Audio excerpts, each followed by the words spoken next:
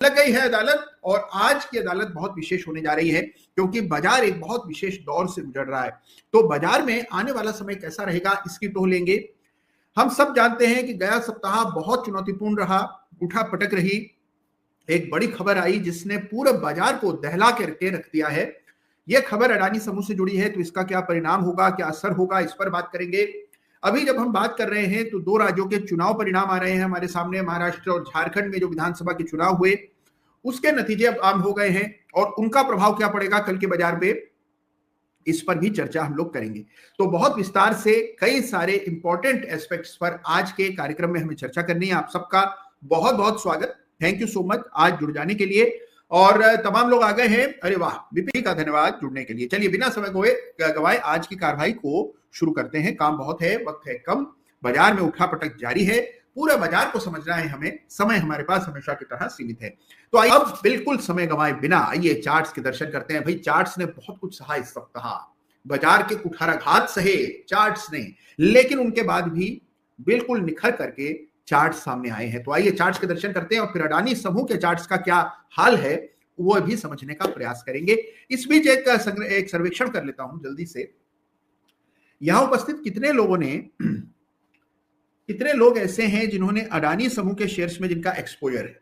कितने लोग आप में से ऐसे हैं जिन्होंने अडानी एंटरप्राइजेस या अडानी ग्रीन एनर्जी या अडानी टोटल गैस या अडानी पावर, अडानी पोर्ट, कहीं पर भी आपका निवेश है तो जरूर लिखिएगा। कितने लोग आप में से ऐसे हैं जो अडानी समूह के शेयर्स में निवेशित हैं? या अच्छा, स्वीटी पंचाल जी लिख रही हैं कि आपने सपोर्ट बताया था अडानी एंटरप्राइजेस पर 2200 का, तो मैं 2800 पर मैं निकल गई। थैंक्स, अरे वाह, बहुत बढ़िया, समय पर निकल गई स्वीटी जी। और उनके अलावा चलिए हो गया, एमबी साहब लिख रहे हैं कि बिल्कुल भी निवेश नहीं है इनका अडानी शेयर्स में।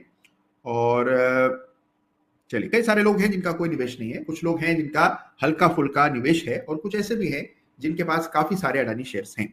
तो इसलिए चिंता सभी को है, थोड़ी बहुत जरूर है, लेकिन कुछ ना कुछ चिंता होना लाजमी है क्योंकि अडानी समूह का बड़ा मार्केट कैप है और इंडेक्स पर भी उनका दखल है। तो अगर बाजार गिरता है तो इसका असर, अडानी शेयर्स गिरते हैं तो बाजार पर सीधे तौर पर उसका असर पड़ता है। तो आइए शुरुआत करते हैं बातचीत की और सबसे पहले चार्ट्स का रुख करते हैं। कुछ ही क्षणों में आपकी स्क्रीन पर आपको चार्ट्स दिखेंगे। लीजिए चार्ट है हाजिर। तो ये है आपके सामने निफ्टी का चार्ट। वीकली चार्ट देख रहे हैं हर सप्ताह की तरह हम लोग। आप जानते हैं कि चार्ट ऑफ द वीक में भी और साथ ही अदालत में भी आमतौर पर जिस चार्ट का हम चर्चा करते हैं वो चार्ट वीकली होता है। ये वीकली चार्ट है और इस वीक के चार्ट को गौर से देखें निफ्टी के, तो आप देखेंगे कि बड़ा इंटरेस्टिंग फॉर्मेशन इस सप्ताह हुआ। हमने बड़ी तेजी देखी, यानी आप देखिए कि जून से लेकर जो तेजी बनी थी, पिछले सप्ताह बड़ी गिरावट आई, सब कुछ बिगड़ गया था चार्ट्स पर, सब कुछ जो है वो बदला हुआ नजर आ रहा था। लेकिन इस सप्ताह जो रिकवरी आई है और ये जो कैंडल बनी है इसको हैमर कैंडल कहते हैं। इसके दर्शन कर लीजिए। तो ये मंथली चार्ट है जो अभी हम देख रहे हैं, ये वीकली चार्ट है, माफ कीजिए। और वीकली चार्ट पर एक पैटर्न बना है जिसको बुलिश हार्मी पैटर्न कहते हैं। पिछले कई सप्ताह से लगातार हम निफ्टी में गिरावट देख रहे थे और अब हम देखते हैं कि गिरावट आ जाने के बाद 23,500 के सपोर्ट पर आ जाने के बाद निफ्टी ने वापस से कुछ ताकत का परिचय दिया है। एक अच्छा उछाल आया है, उसमें कुछ भूमिका जो आज चुनाव परिणाम आ रहे हैं इसकी भनक बाजार को कल ही लग गई होगी और कुछ उसके चलते भी आपने एक रिकवरी आते हुए देखी। कुछ बाजार में एक सेलिंग फटीग हो रखी थी, बहुत ज्यादा बेचा हुआ था और सोल्ड था, तो उछाल आना लाजमी था, वही आता हुआ दिखा। इसके नतीजतन हुआ यह है कि इस चार्ट पर एक बुलिश हैमर पैटर्न बना है और ये बुलिश हैमर पैटर्न एक बुलिश हार्मी पैटर्न को यहां पर कायम कर रहा है। बुलिश हार्मी पैटर्न के लिए डाउन स्विंग का होना जरूरी है।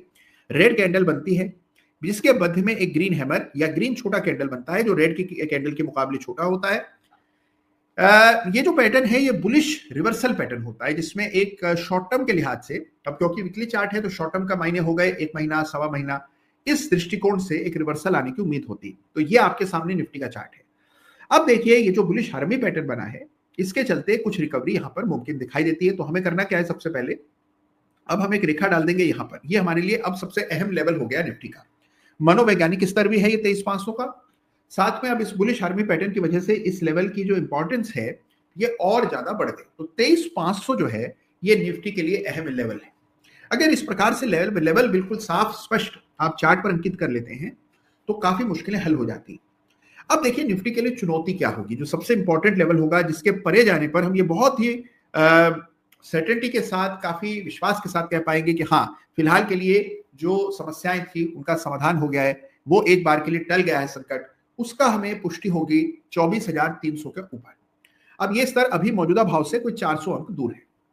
बाजार में जो क्रांति हमने शुक्रवार को आते हुए देखी, इतनी जबरदस्त तेजी बनी, आप देखिए 2024 के कैलेंडर ईयर की सबसे बड़ी कैंडल हमने कल के सत्र में आते हुए देखी। इसकी साइज देखिए, तो इतनी बड़ी कैंडल आपको पूरे 2024 में नहीं दिखेगी। तो एक बड़ी कैंडल बनी और एक बड़ी रिकवरी हुई। अगर मान लीजिए सोमवार को भी अच्छी रिकवरी आती है तो ये लेवल जो है ये निफ्टी के लिए अहम लेवल साबित होगा। तो 24,400 जो है, जो पहले एक रेजिस्टेंस था, सॉरी सपोर्ट था, अब ये रेजिस्टेंस की भूमिका में ये लेवल काम करता दिखेगा। तो आज नहीं तो कुछ दिनों बाद आप देखेंगे कि जैसे ही बाजार इस लेवल को इंटरसेक्ट करता है, ये लेवल एक रेजिस्टेंस की भूमिका में नजर आएगा आपको। और ये लेवल यदि निफ्टी ने डिसाइसिवली वीकली चार्ट्स पर पार किया तो हम ये कह सकते हैं कुछ विश्वास के साथ कि जो इंटरमीडिएट करेक्शन शुरू हुआ, जिसने 26,200 से पटक करके निफ्टी को 23,500 तक नीचे ले आया, वो इंटरमीडिएट करेक्शन समाप्त हो गया है और बाजार पुनः एक नए ट्रेंड की दिशा में बढ़ रहा है। तो इसका हमें संकेत मिलेगा 24,300 पार होने के बाद। तो ये अभी बाजार की स्थिति है, दिशा है, दिशा है, और रिकवरी आई है, कुछ राहत मिली हमें शुक्रवार के दिन, और ओवरऑल ये वीक ठीक रहा, ग्रीन में बंद हुआ, 2% की तेजी निफ्टी में देखने को मिली, 1.5% की, माफ कीजिए, और वो भी एक ऐसे वातावरण में जहां बहुत वॉलिटिलिटी देख रहे थे हम लोग। एफआईए की सेलिंग का दबाव निरंतर जारी था।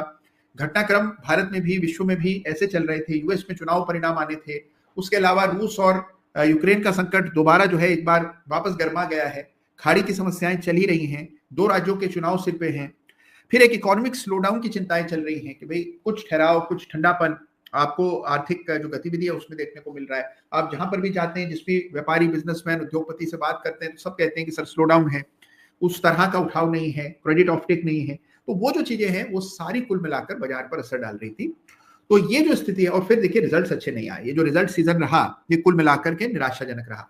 तो अगर आप पूरी परिस्थिति, पूरे परिवेश को समझते हैं तो बाजार स्थिरता की ओर बढ़ रहा है और करेक्शन के बाद एक पुल बैक, एक रिबाउंड आना स्वाभाविक था और वही आता हुआ दिख रहा है। ये कुल मिलाकर निफ्टी के चार्ट का निचोड़ है आपके सामने।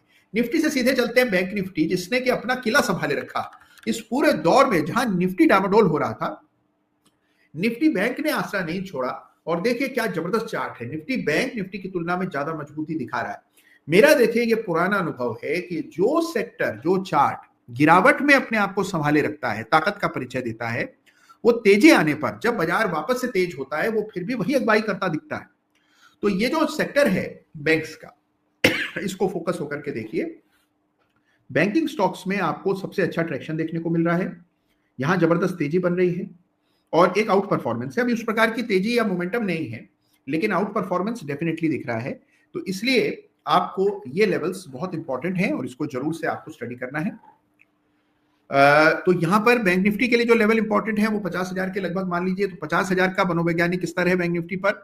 यहां इस लाइन को थोड़ा सा संशोधित कर देते हैं और यहां ले आते हैं, तो अब ये बैंक निफ्टी के लिए सपोर्ट हो गया 50,000। करेक्शन आया बैंक निफ्टी में भी 4,000 अंकों का और अब वापस से कुछ गति आ रही है। अब ये trend line, downward pointing trend line अगर हम यो डाल दें तो ये ट्रेंड लाइन टूटेगी, तब इसमें मोमेंटम बनेगा। तो हर दृष्टि से चार्ट अच्छा दिखता है, मोमेंटम है, स्ट्रेंथ है।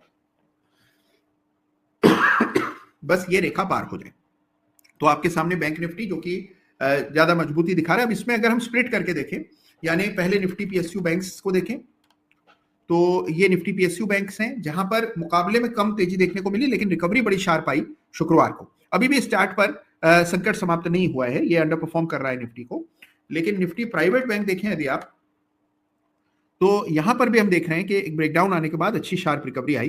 तो दोनों ही इंडाइसेस को अगर अलग करके देखें, पूरे बैंक निफ्टी को हमने देखा और अब हमने प्राइवेट और पीएसयू को अलग करके देखा, तो आप देखते हैं कि प्राइवेट और पीएसयू बैंक्स को अगर आप देखें तो अभी फिलहाल प्राइवेट बैंक्स के लिए एक अड़चन पार करना जरूरी है और ये रेजिस्टेंस जो है वो चार्ट्स पर यहां दिखती है। ये लेवल है, ये पार हो जाएगा जहां पर लगभग शुक्रवार को बंद हुआ। ये स्तर पार हुए तो बैंक निफ्टी प्राइवेट बैंक्स में तेजी बनेगी और प्राइवेट बैंक्स की तेजी बाजार को भी, निफ्टी को भी सहारा देगी, बैंक निफ्टी को भी देगी। तो कुल मिलाकर देखें तो बैंक निफ्टी मजबूत है, स्ट्रेंथ दिखा रहा है, आउट परफॉर्मेंस दिखा रहा है, निफ्टी में रिकवरी आ रही है। आगे चलते हैं और निफ्टी स्मॉल कैप इंडेक्स की भी झटपट बात कर लेते हैं और फिर आएंगे कुछ बहुत ही इंटरेस्टिंग चार्ट्स देखेंगे। ये है निफ्टी स्मॉल कैप इंडेक्स। अब यहाँ क्या घट रहा है, देखिए इंडेक्स तो घट ही रहा है, लेकिन अच्छी बात है कि यहाँ पर भी एक मामूली सी रिकवरी देखने को मिली। अब आप एक चीज नोटिस करेंगे, निफ्टी में शार्प रिकवरी हुई, 2%, 1.5% की तेजी बनी। ये इंडेक्स केवल 0.5% बढ़ा, यानी कि अभी स्मॉल कैप इंडेक्स में रिकवरी नहीं आई है। निफ्टी में रिकवरी आई, स्मॉल कैप इंडेक्स अभी भी रुका हुआ है। इसका मतलब थोड़ा वेट एंड वॉच के मोड में बाजार है, अभी भी सेलिंग जारी है, तो थोड़ा सा संयम रखना चाहिए। बहुत उतावले होकर के शेयर नहीं खरीदने हैं, वेट करना है। कल चुनाव के परिणामों का जब असर आपको बाजार पर खुलते समय दिखेगा तो एक रैली बनेगी, तो बहुत सोच समझ करके लेवल्स को आपको ध्यान में रख करके काम करना है। याद रखिए कि संकट पूरी तरह टल गया है, इसकी पुष्टि अभी चार्ट्स पर नहीं हुई है।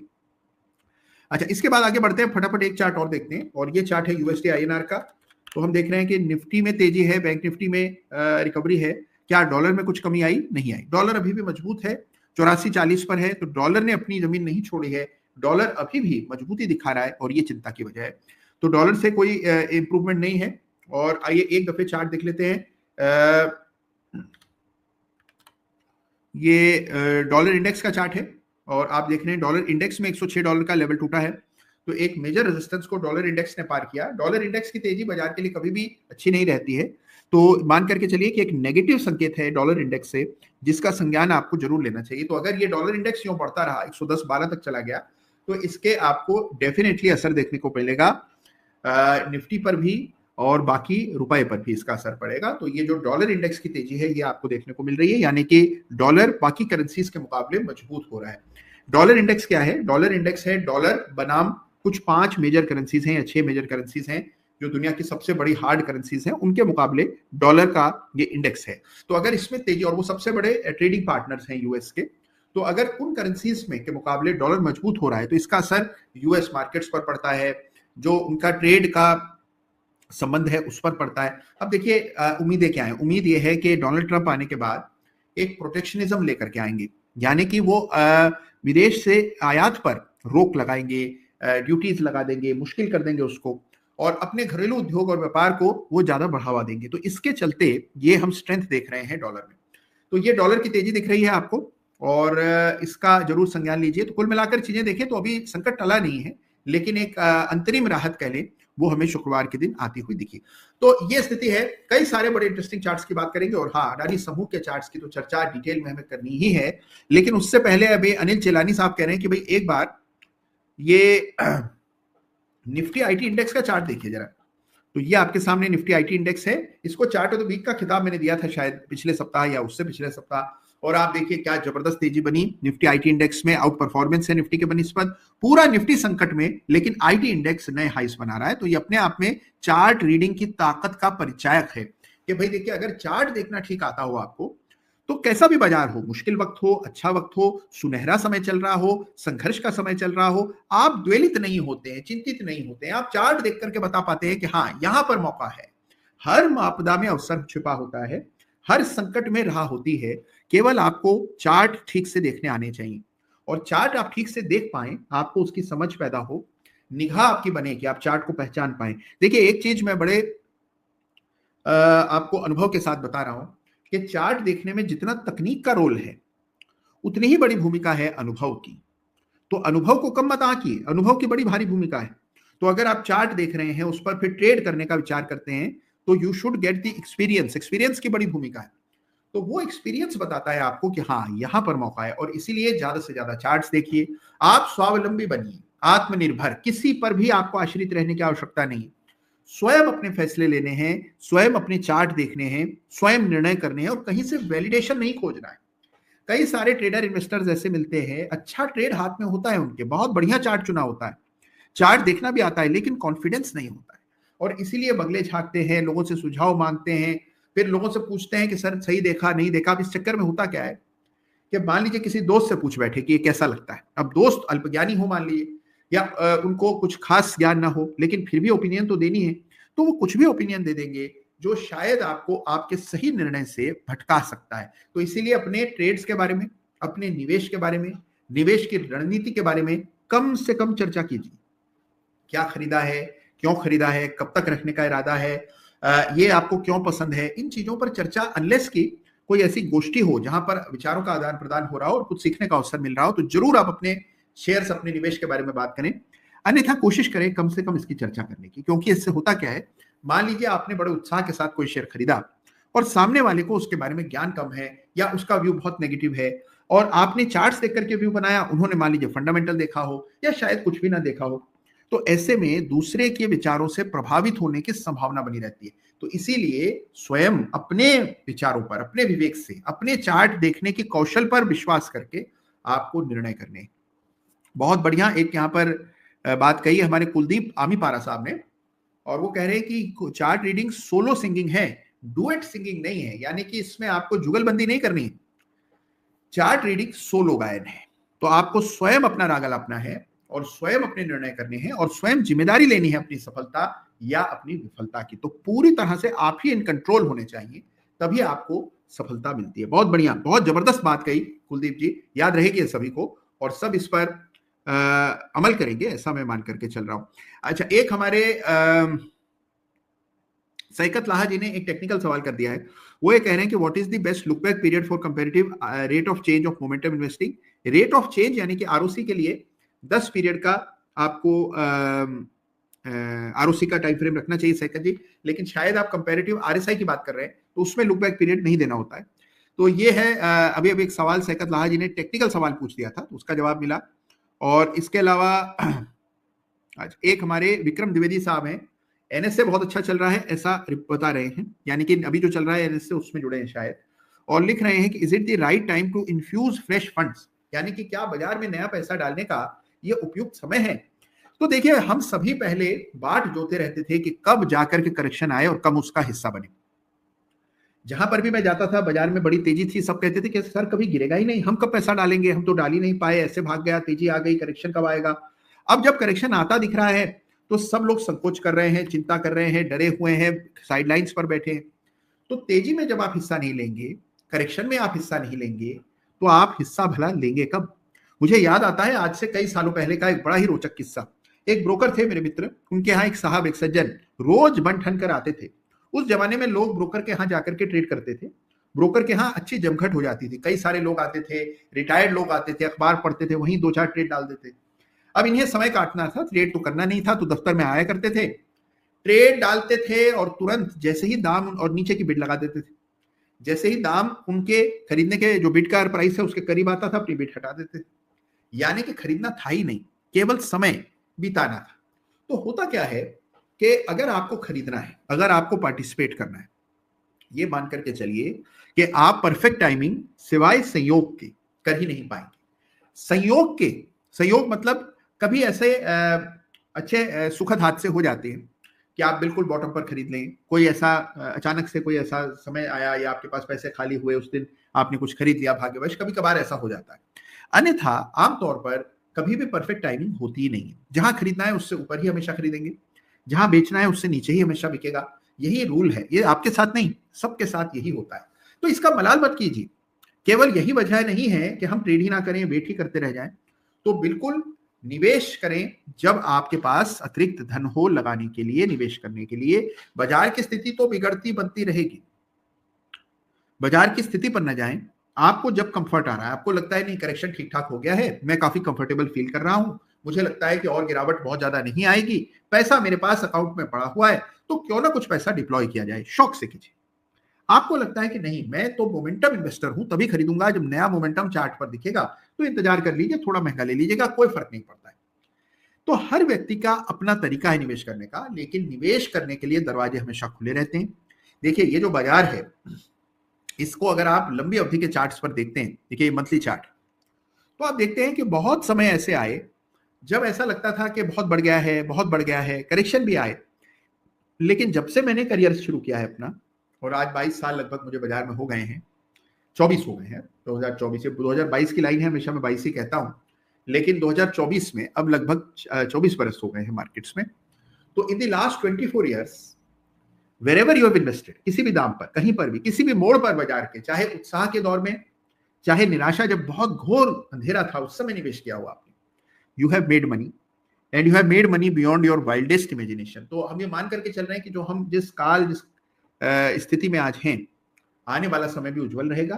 तो लंबी अवधि के लिए सोचे थोड़ा और मौका तलाशें। आपको सिग्निफिकेंट करेक्शन दिखता हो तो वहां निवेश कीजिए, और निवेश के लिए अवसर तलाशिए, चार्ट्स का सहारा लीजिए, जिससे हमेशा एंट्री, एग्जिट, स्टॉक सिलेक्शन, ये सारी चीजें जो है प्रॉपर और प्रोफेशनल हो जाए। बस यही करना है आपको, बाकी तो सब कुछ विधाता पर छोड़ दीजिए। अगर बाजार बढ़ेगा, देश तरक्की करेगी, हमारी इकोनॉमी तरक्की करेगी, तो ऐसा हो नहीं सकता कि शेयर बाजार पर उसका आपको रिफ्लेक्शन ना दिखे। कोई ऐसा देश इतिहास में ऐसा नहीं रहा है, जितना भी इतिहास शेयर बाजारों का है, जहां पर कि इकोनॉमी ने बहुत अच्छा काम किया हो लेकिन शेयर बाजार ना बढ़ा हो। एक समय था जब जापान इकोनॉमिक सुपर पावर बन गया था, और उस समय आप देखिए जापानीज मार्केट में जो तेजी बनी उसका कोई दूसरा उदाहरण नहीं। जब चीन में बड़ी इकोनॉमिक ग्रोथ हुई तो साथ में उनके बाजार बढ़े। अमेरिका में जो इतने समय से, लगभग एक शताब्दी से जो बाजार बढ़ रहे हैं, तो आप देखिए कि उसके कारण, उसकी वजह इकोनॉमिक ग्रोथ है। तो जहां इकोनॉमिक ग्रोथ होगी बाजार बढ़ेगा। और अगर हमारी इकोनॉमी को लेकर के हम आश्वस्त हैं, मानते हैं कि भारत की इकोनॉमिक ग्रोथ को कोई रोक नहीं पाएगा आने वाले दशक में, तो आप देखिए बाजार का बढ़ना स्वाभाविक है। ये एक बेसिक सी आप समझें कि रिलेशनशिप है। तो ये बात हो गई निफ्टी की, थोड़ी लंबी अवधि की फिलोसफिकल बातें हम कर रहे हैं, लेकिन जरूरी है ये चीजें समझना, क्योंकि क्या होता है कि शोरोगुल में आजकल इतने यूट्यूब चैनल्स हैं, इतने टीवी चैनल्स हैं, कितना कुछ हम सुनते रहते हैं, तो कई बार हमारा जो विश्वास है बाजार को लेकर डामाडोल हो जाता है। हम बड़ी तस्वीर से बिल्कुल विमुख हो जाते हैं, छोटे छोटे ट्रेड्स में उलझे रहते हैं, और नतीजतन क्या होता है कि हाथ से मौके निकल जाते हैं। 2-5 साल बाद जाकर बड़ा मलाल होता है कि अरे यार वो शेयर तब इतने दाम पर था, अच्छा भी लग रहा था, कहानी भी समझ आ रही थी, लेकिन फिर हम लोग विचार ही करते रह गए, हिम्मतें नहीं जुटा पाए। तो कभी कभार इस तरह से बड़ी तस्वीर भी देखना चाहिए। अच्छा, इसके अलावा बहुत से और चार्ट्स और चार्ट देखने के लिए सबके आदेश आ रहे हैं, मैं चार्ट्स देखूंगा। लेकिन उससे पहले देखिए आज का जो हमारा थीम है, यानी कि अडानी समूह के चार्ट्स, उनको भी देखना है। अच्छा, एक हमारे ट्रेवलर मंक है, बहुत अच्छा नाम है आपका, और ये कह रहे हैं कि अपने फेवरेट स्टॉक नेस्ले के बारे में बताइए प्लीज। 52 सप्ताह के लो के आसपास चल रहा है, मेरी क्वेरी ले लीजिए please please please please. 4 bar please कहा है, इसलिए जरूर से आपकी क्वेरी मैं लूंगा। Thank you so much monk साहब। अब आइए चार्ट्स देखते हैं कुछ एक झटपट से, और फिर आगे बढ़ेंगे। तो सबसे पहले तो देखिए नेस्ले देख लेते हैं, जिस पर अभी अभी एक सवाल दाग गया है हमारे मंक साहब ने। अब ये कह रहे हैं कि 52 वीक लो पर चल रहा है। देखिए 52 वीक तो इसको नहीं कह सकते आप, हाँ शायद 52 वीक है, आप बिल्कुल ठीक कह रहे हैं। ठीक ठीक है, ठीक है। अक्टूबर 2023 में अंतिम बार देखने को मिला, तो हाँ 52 सप्ताह का लो है। लेकिन आप देखिए जो तेजी आई स्टॉक में 2016 से 500 रुपए का शेयर 2505 गुना, अगर इतना बड़ा दिग्गज शेयर हो जाए, एफएमसीजी का महारथी है, हाथी है बिल्कुल, चलता भी इतनी धीमी गति से क्योंकि इतना इसमें इसका साइज है, उसके बावजूद भी अगर कोई स्टॉक 6-7 साल में 5 गुना हो जाए तो मामूली बात नहीं। फिर ये डबल टॉप पैटर्न बने, इसको अगर आप चार्ट पर, लाइन चार्ट में देखें तो ये पैटर्न नजर आएंगे। इसको लेफ्ट शोल्डर, सॉरी इसको फर्स्ट टॉप, इसको सेकंड टॉप कहते हैं। तो ये आपके सामने डबल टॉप, ये डबल टॉप का ब्रेकडाउन हुआ यहाँ, और ब्रेकडाउन आने के बाद पहली बार ये मंथली क्लोज आया। ये हम मंथली चार्ट देख रहे हैं, तो monthly close below this level. तो डबल टॉप बन जाने के बाद अब चार्ट को लेकर के जो हमारा रुख है वो बदल जाना चाहिए। मंथली क्लोज भी आ गया है, तो इस महीने हमने देखा कि एक मंथली क्लोज आता हुआ दिख रहा है जिसमें ब्रेकडाउन हुआ है। तो यहां पर सावधानी बरतने का हमारा विचार होना चाहिए। अब देखिए नेस्ले में क्रैश हो जाएगा इसकी तो कोई संभावना नहीं दिखती है, लेकिन हाँ इस तरह के चार्ट्स पर अगर हमारा चार्ट कह रहा है कि भाई सपोर्ट टूट रहा है, नेकलाइन टूट रही है, डबल टॉप पैटर्न इसके मंथली चार्ट पर कायम हो चुका है, तो ये समझ लीजिए कि एक मेजर टॉप जो है वो इन प्लेस है। अब हो सकता है कुछ समय स्टॉक रुका रहे, समय से टाइम वाइज करेक्शन करे, उसके बाद दोबारा ताकत दिखाए। नेस्ले जैसी कंपनियां मल्टी जनरेशनल कंपनियां हैं, ये सालों साल, दशकों दशकों तक रखने योग्य शेयर्स हैं। तो कोई गिरावट आएगी तो इस पर पुनः विचार करेंगे, लेकिन फिलहाल हमारा चार्ट ये कह रहा है कि एलओसी टूट गई है, मंथली चार्ट पर डबल टॉप है, टॉप बन चुका है, तो उसके मुताबिक आपको चार्ट्स को एनालाइज करना है। तो हमेशा देखिए कंपनी कितनी भी अच्छी हो, कितनी भी बड़ी दिग्गज कंपनी हो, कितना भी अच्छा कारोबार क्यों ना हो, लेकिन अगर चार्ट कह रहा है तो हमें सर्वोपरि चार्ट को रखना है, प्राथमिकता चार्ट को देनी है जब हम निर्णय लें। तो ये आपके सामने डबल टॉप पैटर्न है और ये इसका ब्रेकडाउन है। तो नेस्ले के चार्ट को हमने स्टडी किया। अब आइए झट से अडानी समूह के चार्ट्स का भी रुख कर लेते हैं, जो सबसे ज्यादा सुर्खियों में थे पिछले सप्ताह। और यूएस कोर्ट में एक फैसला आया और इस फैसले ने सबको चिंतित कर दिया, क्योंकि इसमें सीधे सीधे आरोप लगे हैं, और ये आरोप लगने के बाद आरोप सिद्ध भी हो गए हैं। तो वहां के कोर्ट ने कम से कम एक फैसला दिया है। वो फैसला कितना महत्वपूर्ण है, उसको कहां चुनौती मिल सकती है, वो सारी बातें अब आने वाले समय में हम सुनेंगे। लेकिन अडानी समूह के शेयर्स में गिरावट तो अच्छी खासी आई। ये आपके सामने अडानी एंटरप्राइजेस का चार्ट है। अब देखिए रेखाएं जो है, हमने ये रेखा मैंने आज नहीं पहले की डाली हुई है, और इस रेखा को देखें तो बिल्कुल इसी रेखा पर आकर के क्लोज हुआ। यह है ताकत सपोर्ट की, है ताकत सही चार्ट रीडिंग की। इससे आपकी लाइंस वैलिडेट हो जाती हैं कि हाँ रेखा डाली हमने और रेखा हमारी बिल्कुल दुरुस्त डली, क्योंकि हमारी ही लेवल तक प्राइस आया, वहीं पर रुका और वहीं पर रुका हुआ है। तो ये सपोर्ट का लेवल है जहां पर अब आप इसको देखते हैं। तो Adani Enterprises trading at a major support level, और अब देखिए ये सपोर्ट भंग होता है तो फिर तेजी सॉरी गिरावट की दूसरी आपको खेप देखने को मिलेगी। अगला मेजर सपोर्ट यहाँ इन स्तरों पर है और ये लेवल काफी क्रिटिकल है। हो सकता है कि फिर वही हो कि इस वीक इस लेवल के नीचे बाजार ट्रेड करे, वीकली बेसिस पर इस लेवल के ऊपर आ जाए। तो ये लेवल जो है ये चार्ट पर नोट कर लें, 2225 मान लें इस लेवल को। तो 2225 के नीचे अगर वीकली क्लोज आता है तब इस चार्ट में आपको फिर से डिस्टॉर्शन देखने को मिल रहा है। अदरवाइज तो 2800 का चार्ट है, 2800 का लेवल है और 2800 का लेवल जब टूटा था, जैसे अभी किसी ने सवाल भी किया था कि हमने 2800 का लेवल मार्क किया हुआ था, वो लेवल टूटा, हम निकल गए। तो 2800 का जो एलओसी था उसके टूटने पर निकलना था। जो लोग निकल पाए बहुत अच्छा, जो नहीं निकल पाए वो इन लेवल्स को चार्ट पर अंकित करें। तो ये अडानी एंटरप्राइजेस इस बड़ी गिरावट, और याद रखिएगा कि पहला अवसर नहीं है, हिंडनबर्ग के बाद भी बड़ी गिरावट आई थी। तो यहां पर कई बार ये हम देख चुके हैं, बहुत वॉलिटिलिटी रहती है, बड़े फॉल्स आते हैं, गिरावट आती है, नीचे के लेवल्स तक स्टॉक आ जाता है, पैनिक हो जाता है, लोग बिल्कुल राइट ऑफ कर देते हैं और वहां से फिर से चार्ट पर तेजी बनती है। तो अडानी समूह के चार्ट्स पर करेक्शन आया और करेक्शन में अब सपोर्ट पर ट्रेड हो रहा है। अब इस दृष्टिकोण से चार्ट को एनालाइज कीजिए। और हाँ, एक चीज और बता दूं कि ऐसा नहीं है कि जहां सबसे ज्यादा संकट है आपको बस वहीं अपना ध्यान केंद्रित रखना है, उसको छोड़कर वहां झांकिए जहां मौके हैं। जरूरी नहीं है कि जो संकट का एपिसेंटर है, जहां पर सबसे ज्यादा वॉलिटिलिटी है, सबसे ज्यादा खतरा निहित है, जहां खबरें रोजाना आ रही हैं, उस क्षेत्र को छोड़कर, उस कंपनी को छोड़कर, उस समूह को छोड़कर जो बाकी बाजार है उस पर आप अपना ध्यान केंद्रित कीजिए। जहां पर क्लैरिटी है, थोड़ी वॉलिटिलिटी कम है, वहां पर फोकस करें, बेहतर रहेगा। तो ये अडानी एंटरप्राइजेस, इसके अलावा देखिए अडानी पावर के चार्ट को देख लेते हैं। ये अडानी पावर है, इसमें भी भीषण गिरावट आई, ये भी सपोर्ट के करीब आ चुका है। सपोर्ट क्यों है? क्योंकि पहले रेजिस्टेंस था अगस्त में 2022 में और अब ये सपोर्ट हो जाएगा, तो 412 के आसपास सपोर्ट है। ये अडानी टोटल गैस है और यहां पर तो देखिए लगातार गिरावट ही चल रही थी, अभी भी गिरावट चल रही है, ये इसके लिए बड़ा सपोर्ट है, ये भी सपोर्ट के करीब है। तो कुल मिलाकर देखिए सारे अडानी शेयर जो है वो मेजर सपोर्ट्स के करीब ट्रेड कर रहे हैं। तो इस बात को जरूर याद रखिएगा जब आप सोमवार की ट्रेड में प्रवेश करें। तो यह है बात सारे अडानी शेयर्स की। और भी बहुत से अडानी के शेयर्स हैं जिनमें बड़ी गिरावट आई, हमने क्रैश आता हुआ देखा कई स्टॉक्स में। अडानी पोर्ट का किसी ने प्रश्न किया था कि अडानी पोर्ट उनके पास है, तो इसका भी चार्ट देख लेते हैं। ये अडानी पोर्ट है, ब्रेकडाउन पहले ही आ गया, मैंने लाइन मार्क की हुई है। इस लाइन से नीचे यानी कि 1255 के नीचे जैसे अडानी निकला तो आपने देखा कि यहाँ पर भी एक ब्रेकडाउन आया। तो कुल मिलाकर अक्रॉस द बोर्ड सारे अडानी स्टॉक्स में हम मेजर ब्रेकडाउन आते हुए देख रहे हैं। आइए अब यहाँ पर सपोर्ट का है, अडानी पोर्ट में मार्क कर लेते हैं। ये सपोर्ट है 930 रुपए पर, तो इसको चार्ट पर मार्क कर लीजिएगा। और अब हम लोग आगे बढ़ते हैं, अपने साथ जोड़ते हैं एक विशेष व्यक्ति को, और वो है हिरवा पटेल जी। तो हिरवा पटेल जी इंतजार कर रही हैं और उनसे चर्चा करेंगे आज के अदालत में। लेकिन उससे पहले हमारे गेम स्टार 70 साहब का एक छोटा सा प्रश्न ले लेता हूं। और वो कह रहे हैं कि एक बार जरा गरवारे टेक्निकल फाइबर देखिए। हाँ भाई, बहुत बढ़िया चार्ट है और हमने देखा कि कैसे रेजिस्टेंस पार हुआ। इस सप्ताह हमने 16% की तेजी देखी, बाजार उस समय गिर रहा था और ये गरवारे टेक फाइबर नई तेजी दिखा रहा था, तो ब्रेकआउट हुआ है। ये 4200 की रेखा चार्ट पर अंकित कर दें, इसको एलओसी करार कर दें, तो ये आपकी एलओसी हो जाएगी। 4200 is the level for LOC on this chart. अच्छा, चार्ट नहीं दिखाया मैंने, एक मिनट देखिए, अब ये दिखाएगा चार्ट, माफ कीजिए। तो ये 4200 का लेवल है और ये 4200 के ऊपर देखिए कितना शार्प आपको मोमेंटम बनते हुए देखा, ब्रेकआउट आया।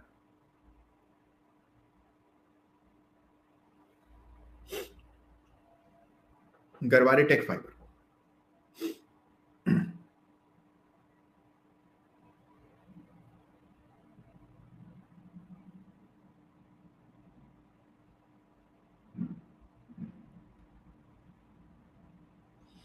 अच्छा भाई, गौरव शर्मा जी लिख रहे हैं कि मेंटोर नीडेड। जैसे घर में बैठकर पढ़ाई नहीं की जा सकती, ऐसे गुरु के बिना मार्केट में सक्सेस नहीं मिलेगी। आपको गुरु बनाने के लिए क्या करें? अरे वाह, बहुत बढ़िया गौरव जी। भाई देखिए, एक कार्यक्रम है हमारा टीकेपी यानी कि ट्रेडिंग के प्रैक्टिकल्स, तो उसमें जुड़ जाइए। और हाँ, एक बहुत अच्छा आप लोगों को समाचार भी मुझे देना था। अब ये गौरव जी ने प्रश्न किया है तो समाचार देने का मुझे याद आया कि एक समाचार देना है, तो वो दे देता हूँ कि आप सभी को कल मैं एक भेंट देने जा रहा हूँ। तो I will gift you something tomorrow, और ये सबके काम की चीज है और सबको मदद मिलेगी इससे। और ये जो है एक विशेष हमारा आयोजन हो रहा है जिसमें आप सबको आमंत्रित करने जा रहा हूं। तो कल देखिए ये भेंट मैं आपको दूंगा, कल दिन अच्छा है तो कल के दिन आपको ये भेंट मिलेगी, तो बिल्कुल तैयार रहिए। Tomorrow I will let you know. बस इस चैनल को आप देखते रहिए और आपको कल मिलेगी सूचना इस नए उपहार की जो गौरव जी ने प्रश्न किया उसी के संदर्भ में। और अब आइए अपने साथ जोड़ लेते हैं हिरवा जी को और देखते हैं उन तक हमारी आवाज ठीक से पहुंच रही है या नहीं। हिरवा जी, आवाज आ रही है? हाँ जी सर, आ रही है आवाज। नमस्कार, नमस्कार। कहाँ से हैं हिरवा जी आप? नमस्कार। मैं राजकोट गुजरात से हूँ सर। हाँ, तो आप तो बाजार का जो केंद्र है राजकोट, वहाँ से हैं।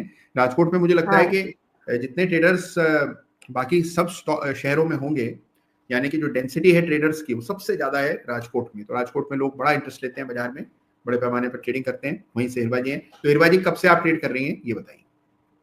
सर मैं लास्ट 3 ईयर से ट्रेडिंग कर रही हूँ। पहले वाह। मैंने एमबीए किया है। पहले मैं जॉब कर रही थी। फिर बाद में मैंने सोचा कि अभी इस लाइन में जाना चाहिए स्टॉक मार्केट में। बहुत बढ़िया। पहले मैं तो मेरे हस्बैंड थे, वो चार्ट देखते थे, उसे देख देख के मुझे पता चला कि ये अच्छा है। फिर बहुत मैंने बढ़िया, एनए से ज्वाइन किया। शानदार। तो 3 सालों से सर हिरवा जी और एक ट्रेडिंग। बार जी जी, प्लीज प्लीज। एक बार और happy birthday in advance sir. अरे thank you Hirva ji, thank you so much. जन्मदिन कल है, लेकिन आपकी शुभकामनाओं के लिए बहुत बहुत धन्यवाद। तो हिरवा जी देखिए, अब आप ट्रेड करती है, 3 सालों से बाजार में है, और 3 सालों में बाजार में हमने अच्छी तेजी भी देखी है। तो अब आपको आपकी ट्रेडिंग में क्या चेंज आया है? कितना टाइम देती हैं ट्रेडिंग को? ये दो चीजें बताइए। मैं फुल टाइम ट्रेडर हूँ और हम्म। मैं बाद में जो स्टॉक ढूंढती हूँ वो नाइट टाइम में ढूंढ लेती हूँ। और अच्छा। मैं अभी पोजिशनल ट्रेडिंग कर रही हूँ कैश ठीक है। मार्केट में। तो आप कैश मार्केट में पोजिशनल ट्रेडिंग करती हैं, शाम के समय चार्ट्स हाँ। चुनती हैं, मतलब स्टॉक्स को खोजती हाँ हैं मैं इवनिंग? हाँ रोजाना 400 to 500 चार्ट देखती हूँ। 400 से 500 शेयर्स रोजाना देखती हैं? वाह, बहुत बढ़िया। और शाम के समय देखती हैं? और वीकली चार्ट्स देखती हैं हिरवा जी, हाँ सर या वीकली चार्ट देखती हूँ। वीकली हाँ चार्ट्स देख करके फैसला वीकली करती चार्ट। हैं? और कैश मार्केट में डेरिवेटिव भी ट्रेड करते हैं? नहीं सर डेरिवेटिव नहीं कर रही अभी। Derivative। कैश मार्केट में और 10,000 अमाउंट में मैं ऑप्शन ट्रेडिंग कर रही हूँ। और एक शेयर में मैं 20,000 से ज्यादा नहीं डालती। एक शेयर में आप 20,000 से ज्यादा नहीं डालती हैं, और ऑप्शन में 10,000 छोटी मोटी आप ट्रेडिंग करके देख रही हैं कि कैसे काम करता है। तो बहुत बढ़िया। तो हिरवा जी बड़ा शानदार, आपने एक पूरा प्लान बना रखा है। तो अब ये जो आपका स्टॉक सिलेक्शन चलता है, इसमें आप ये बताइए कि पिछले 3 सालों में सबसे बड़ी गलती आपकी क्या रही? सबसे ज्यादा नुकसान कौन से स्टॉक से, कौन से चार्ट से आपको हुआ है? कोई ऐसा चार्ट आपने देखा हो कि भाई बड़ा अच्छा लग रहा था, फिर उसमें कोई गलती हो गई हो, वो ठीक से आपके मन मुताबिक ना गया हो, ऐसा कोई चार्ट याद आता है? हाँ जी सर, तांडला प्लेटफॉर्म्स में मैंने इन्वेस्टमेंट किया था। फिर जी। वो गिर के 1000 मैंने 1500 पे लिया था। फिर वो गिर गया तो मैंने उसमें पहले पहले मैं एलओसी नहीं डाल रही थी। फिर बाद जी। में मैंने आपसे सीखा और एलओसी डालना सीखा। फिर उसमें मुझे ज्यादा लॉस हुआ था, इसके बाद कभी नहीं हुआ इतना। अच्छा, तांडला में आपने 1500 पे लिया, यानी कि बिल्कुल लगभग यहाँ का हाँ लिया होगा। और उसके बाद हाँ। जब ये स्टॉक गिरने लगा, तो आप रिएक्ट नहीं कर पाई और होल्ड करे रहा। और और मैं फिर उस समय तो मुझे एलओसी डालना भी पता नहीं था। फिर मैंने आपका कोर्स किया, तब पता चला कि कैसे होता है सब कुछ। ओके। तो अब देखिए, अब आजकल जो अब निवेश करती हैं हिरवा जी, अब स्टॉप लॉस ठीक से रखती है, एलओसी डाल करके सर रखती है? अभी तो पहले मैं रिस्क मैनेजमेंट कर लेती हूँ। कितना वो मुझे लॉस करना है वो पहले से ही तय होता है। इतने वाह, इतने से ज्यादा जाएगा तो फिर मैं नहीं निकल जाती। पहले से ही तय होता है। Very good. तो देखिए, अपनी गलतियों से सीखना बहुत जरूरी है। और देखिए, ऐसा कहते हाँ। हैं कि सचिन तेंदुलकर को हमेशा याद रहता है कि वो कब कब आउट हुए और कौन से बॉलर की कौन सी गेंद पर वो आउट हुए। तो उसी प्रकार से जो ट्रेडर होता है, इन्वेस्टर होता है, उसको ये याद रहे कि ना याद रहे कि उसका सबसे अच्छा चार्ट कौन सा था, सबसे ज्यादा पैसा कौन से शेयर में बना, ये शायद भूल जाए।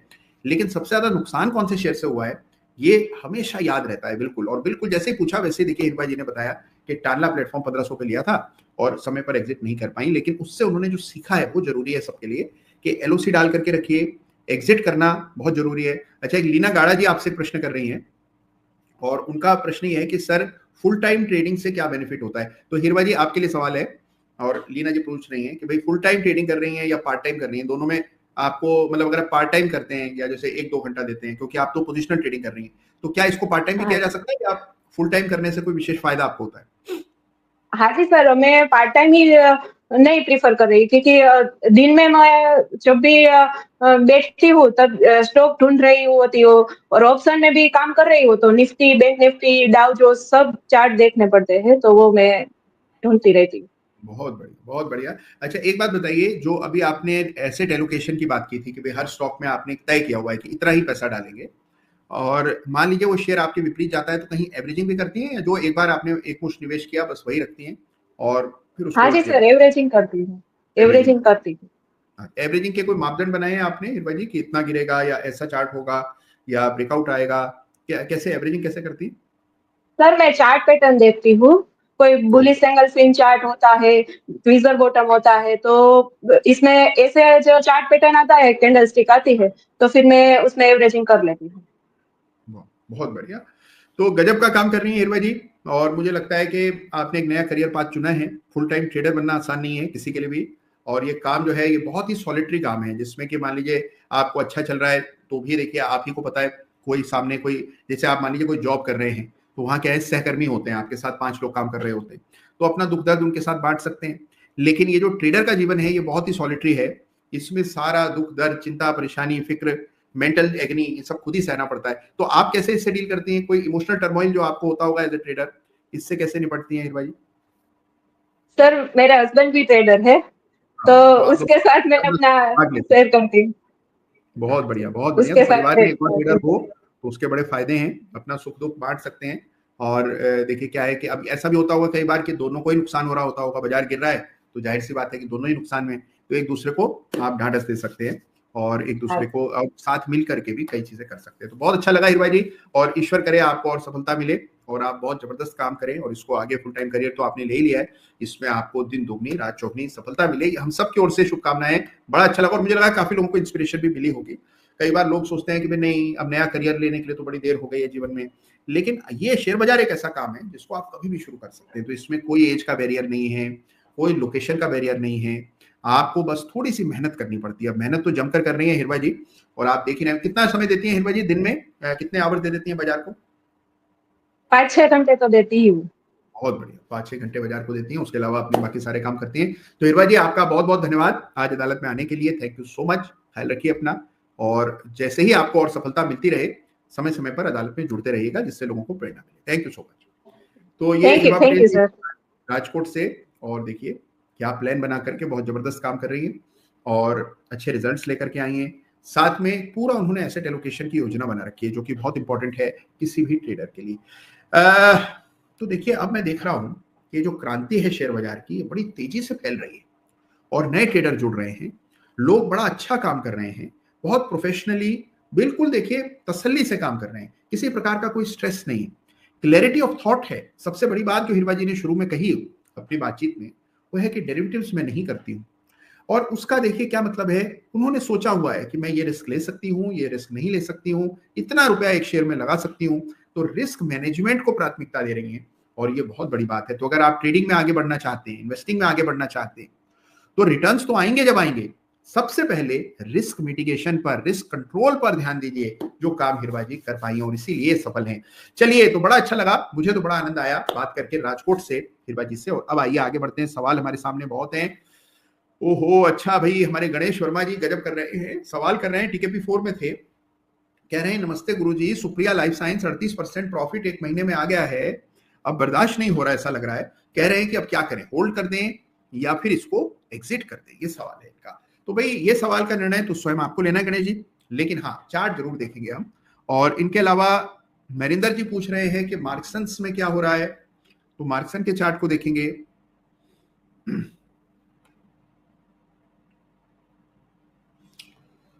ओहो, गौरव पाल जी कह रहे हैं, ठीक है, वो कह रहे हैं अडानी शेयर्स को लेकर बड़े चिंतित हैं, अडानी पावर के चार्ट को देखिए, ये उनका कहना है। चलिए, तो इन दोनों चार्ट्स को देखेंगे, और बड़ी अच्छी शुभकामनाएं भेज रहे हैं हमारे समीर अरोड़ा जी, धन्यवाद आपका, थैंक यू सो मच। और कह रहे हैं कि कई सारी नई चीजें उन्होंने हर सप्ताह सीखते रहते हैं इस चैनल के जरिए। तो इस चैनल का उद्देश्य ये है, और जो मजा आता है मुझे इस चैनल के लिए, इस चैनल पर आकर आप सबसे बात करके कुछ ना कुछ नया आइडिया आप तक पहुंचाकर, वही आनंद है जीवन का, और वही मोटिवेशन है, फोर्स है, जिसके लिए ये चैनल मैं चला रहा हूँ। तो समीर जी बहुत बहुत धन्यवाद, और आपको कुछ नया सीखने को मिला इस चैनल के जरिए, सुनकर बड़ा अच्छा लगा। अच्छा, इसके अलावा 2-3 चार्ट झट से देखते हैं और फिर आगे बढ़ेंगे, फटाफट काम ज्यादा है। तो आइए एक अडानी समूह का चार्ट देख लेते हैं, और ये है अडानी पावर, जिसमें फंसे हुए हैं एक हमारे मित्र। तो आइए चार्ट देखते हैं, अडानी पावर है। अभी हमने चार्ट देखा भी था, मैंने रेखाएं भी डाली, और इस चार्ट को गौर से देखें तो आपको ये लाइन नजर आएगी, और देख रहे हैं कि भाई ऐसी तूफानी तेजी आई, और फिर उसी अनुपात में पहले धीरे धीरे और फिर बड़ी तीव्रता के साथ गिरावट आई। तो अब देखिए क्या है, सपोर्ट कहां है, सपोर्ट है ये 400 रुपए के इर्द गिर्द, ये सपोर्ट है 400, तो 400 का लेवल अगर स्टॉक होल्ड कर लेता है 400, तो आप देखेंगे कि इन लेवल्स के आसपास, ये पहले रेजिस्टेंस था, अब ये सपोर्ट बन जाएगा। तो 400 के लेवल को क्लोजली मॉनिटर करना है, और इस लेवल को अगर ये स्टॉक होल्ड कर लेता है तो मान करके चलिए कि इंडिकेटर्स पर डीपली ओवरसोल्ड है।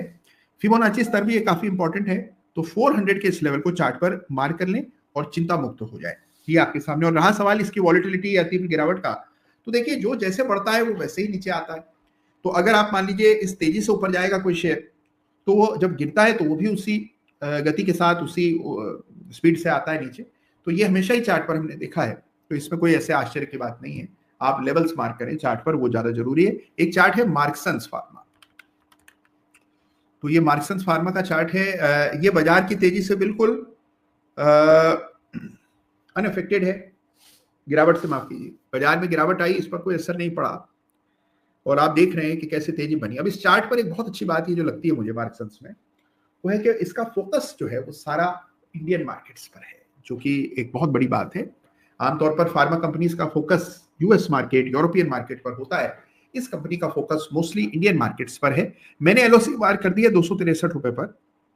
ये लाइन इंपॉर्टेंट है, ये लाइन भंग होगी तो फिर कोई चिंता होगी, अन्यथा चार्ट आपको खुद ही अपनी कहानी बयां कर रहा है। तो अगर चार्ट देखना हल्का फुल्का भी आपको आ गया है तो इस चार्ट में इससे अधिक कोई और रेखा डालने की आवश्यकता नहीं है। देखिए चार्ट्स रीडिंग में मिनिमलिज्म को अपनाइए। मिनिमलिज्म है कम से कम रेखाएं चार्ट पर हो, कम से कम इंडिकेटर्स चार्ट पर, तो अत्याधिक अनावश्यक इंडिकेटर्स को हटाइए, अत्याधिक अनावश्यक रेखाओं से निजात पाइए, तो आप देखेंगे एनालिसिस में निखार आएगा। तो ये लाइन 263 पर जो डाली है इसको लक्ष्मण रेखा मान लें, यह है एलओसी।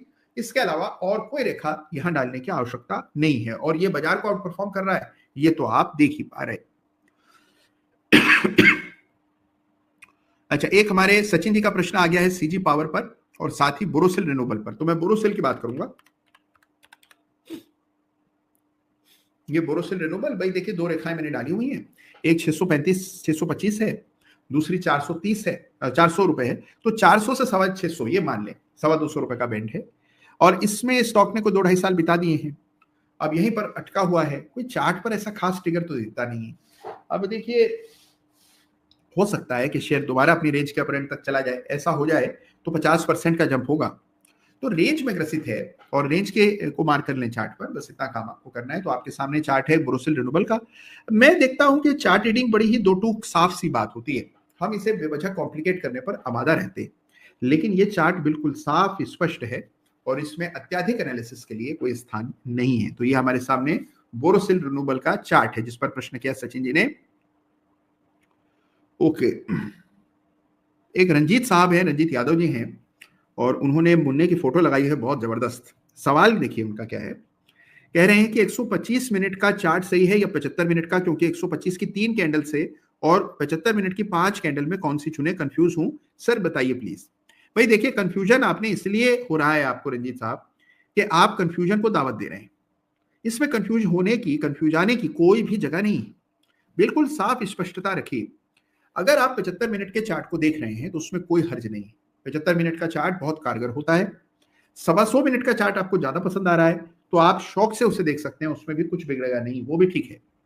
लेकिन जो भी चुने, मान लीजिए आप चुनते हैं कि 125 मिनट का चार्ट देखेंगे, तो दो चीजें याद रखिए। एक तो देखिए फिर हमेशा 125 मिनट का ही देखना है, ये मत कीजिए कि कभी 75 देखने लगे तो कभी 125 मिनट।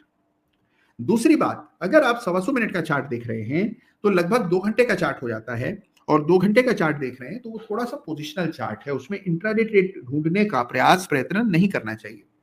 तो चार्ट टाइम के मुताबिक अपना आपको होराइजन बनाना है। अगर ये दोनों चीजों को ध्यान में रख लेंगे आप, तो 125 मिनट के चार्ट में कोई ऐब नहीं है। आप बिल्कुल निश्चिंत होकर के खुशी खुशी 125 मिनट चार्ट देखिए, कोई परेशानी नहीं। अच्छा, इसके अलावा और बहुत से सवाल आ रहे हैं।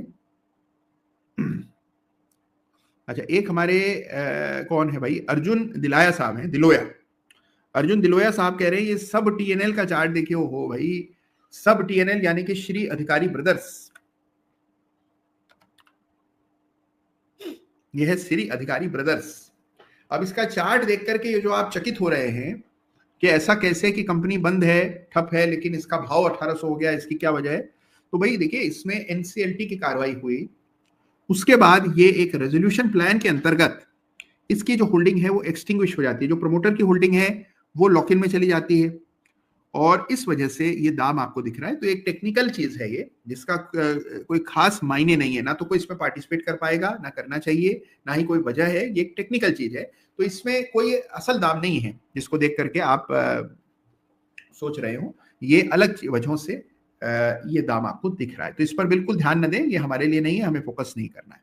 चलिए, इसके बाद और बहुत से सवाल आ रहे हैं। विशाल त्यागी जी पूछ रहे हैं कि बजाज इलेक्ट्रिकल हेवेल्स 5 साल के लिए देख रहे हैं, बजाज इलेक्ट्रिकल और हेवेल्स। तो मैं हेवेल्स की बात करूंगा। ये हेवेल्स है, 5 साल के लिए देख रहे हैं, तो मंथली चार्ट देखिए भाई। देखिए, गजब का काम किया है हेवेल्स ने, शानदार वेल्थ बनाई है निवेशकों के लिए, इसमें कोई दो राय नहीं। लेकिन अब हम देख रहे हैं कि थोड़ा सा यहाँ चार्ट पर अच्छा करेक्शन आ चुका है। एलओसी अगर आप कहें कि कहाँ डाली जानी चाहिए, तो मेरी राय में ये एलओसी होना चाहिए 1400 रुपए के। रेजिस्टेंस आप चार्ट पर देखें तो ये 2000 के आसपास। कुल मिलाकर हायर बॉटम अभी भी बने हुए हैं, तो ट्रेंड में तो कोई तब्दीली नहीं है, लेकिन कोई खरीदारी की भी वजह चार्ट पर नहीं दिखती है। तो थोड़ा वेट कीजिए, ये 2 रेखाएं चार्ट पर मार्क कर लीजिए, ट्रेंड आप देख ही रहे हैं, और कुल मिलाकर 5-6 साल का व्यू रख रहे हैं, लॉन्ग टर्म सोच रहे हैं, तो ट्रेंड बुलिश है, ये हमें पता लगता है। शॉर्ट टर्म इंटरमीडिएट ट्रेंड जरूर बेरिश हो गया है, लेकिन medium long term trend bullish है, ये आपको चार्ट से पता लगता है। तो हेवेल्स के चार्ट में लंबे समय का ट्रेंड इंटैक्ट है, मीडियम टर्म के ट्रेंड में बेरिशनेस दिख रही है। लेवल्स हमने चार्ट पर एक नजर डाल करके देखे, तो जरूर इस चार्ट को देखिए, समझिए, परखिए। अच्छा, इस बीच और बहुत से सवाल आ रहे हैं, बड़े इंटरेस्टिंग प्रश्न आ रहे हैं।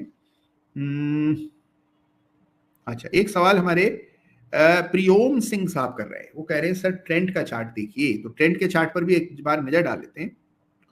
ये हमारे सामने ट्रेंड का चार्ट है। अब क्योंकि पिछला चार्ट मंथली देखा था तो मंथली है। अब ऐसी वेल्थ देखिए, कहां 1200 रुपए का शेयर था, सीधे 8000 हुआ, और कैसी दौड़ लगाई इसने 2 साल में, 1200-1500 का शेयर 8000, बहुत बड़ी बात है। तो जबरदस्त तेजी हो गई। बहुत लेट है, मान लीजिए कोई पार्टी है और आप पार्टी में जाना चाहते हैं, जब तक आप जाते हैं तब तक पता लगता है कि इतनी लेट हो गए, पार्टी बंद होने वाली है, तब आप पहुंच रहे, वही हाल है यहाँ पर। अभी चार्ट पर अगर आप देखें तो इतनी बड़ी तेजी के बाद करेक्शन भी अनुपात में हो सकता है। ब्रेकडाउन हमने चार्ट पर आता हुआ देखा, 7200 पर मैंने नेकलाइन डाली हुई थी, ये डबल टॉप पैटर्न की, ये ब्रेक हुई, उसके बाद से कमजोरी दिख रही है। अब ये लाइन पार होगी तब पुनः विचार करेंगे, अन्यथा आप देखिए उछल कूद रहेगी, और एक ट्रेंड रिवर्सल के संकेत चार्ट पर दिख रहे हैं, यानी कि कम से कम करेक्शन आना संभव दिख रहा है। चलिए, तो बहुत सारे इंटरेस्टिंग चार्ट्स पर आज हमने चर्चा की। अब एक साहब है हमारे कृष्णा जी, अब ये कह रहे हैं कि देखिए सवाल कितना इनका मार्मिक सवाल है। ये कह रहे हैं कि एलओसी का मतलब क्या होता है सर? भाई देखिए, पूरी रामायण हो गई है, और अब ये पूछ रहे हैं कि भाई सीता जी कौन थी। तो एलओसी का मतलब है line of control. Line of control ये वो रेखा है जिसको हर चार्ट पर अंकित करना है आपको कृष्णा जी। कोई भी चार्ट आप देखिए, उस पर एक एलओसी डाल दीजिए। LOC is the final line. इसके नीचे प्राइस जाएगा तो कुछ ना सोचेंगे, ना समझेंगे, ना विचारेंगे, पहले बाहर आ जाएंगे, और उसके बाद फिर उसकी चिंता करेंगे। तो वो जो एक अंतिम रेखा है उसको कहा जाता है एलओसी, यानी कि लाइन ऑफ कंट्रोल। तो हर चार्ट पर एलओसी जरूर अंकित कीजिए, और आपको पता रहेगा कि कहां आपको निकलना है।